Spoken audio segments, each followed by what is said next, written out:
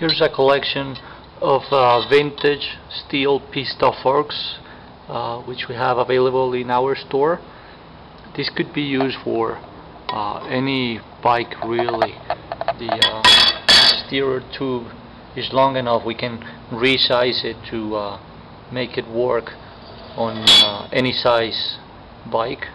So we can cut it down to here for a 40-something frame. This particular one is good for about 54. This one will work for up to about 60. This is going to be a 61 or 62, pretty big one. This is actually a Cinelli. This is a really classic from the 60s. You can see the 3 holes here, which is very typical of Cinelli, and it was very rare to find this double plate style fork.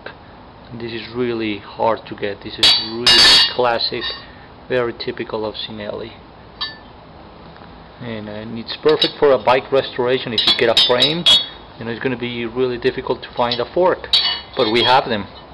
They have been chrome, and we can also paint them.